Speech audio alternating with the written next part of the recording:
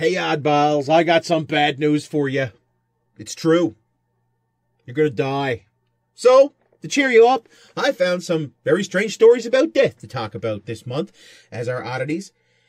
Admiral George Goncalves shocked his loved ones when he showed up very much alive to his own funeral. The 59-year-old Brazilian bricklayer had spent the night drinking with friends at a truck stop and didn't know he was, quote-unquote, dead until his funeral had already begun. During the night, he'd been misidentified as the victim of a car crash, and in keeping with Brazilian tradition, the body was buried the next day.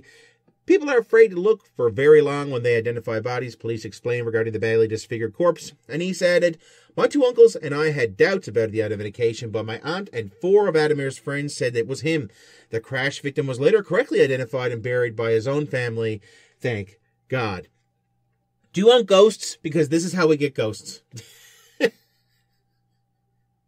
Moving on. When Levan's wife died in 2003, the 55-year-old Vietnamese man was so heartbroken that he took to sleeping on her grave. After a year and a half, he decided to dig a tunnel so he can get closer to her.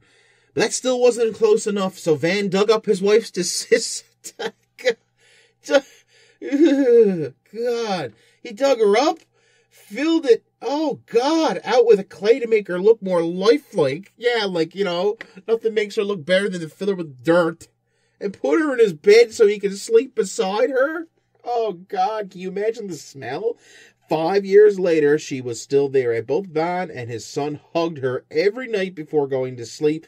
Local authorities found out about the morbid arrangement and told Van to rebury her, citing sanitation laws. Sadly, he agreed. "I'm not like normal people," admitted Van. "No, you definitely are not. And dude, hate to tell you, but your wife, totally dead in the sack." Moving on again. Till death do us part, James and Lolly Backlund had been happily married for 59 years. On the morning of December 12th, 2009, they were sitting together in their Florida nursing home watching television when Lolly, matter-of-fact, told an aide, "I'm going to die today." The aide returned to her a short while later and found that Lolly had stopped breathing. Moments later, James, 79, also died of natural causes. They didn't like to go anywhere alone, their daughter said. And even from the great beyond, I think that story is kind of cute. It's probably not as moving as that Up movie. I have to think the Up movie is very depressing, but also very cute. Anyway, that was your oddities for this month. Guys, I hope you really enjoyed it.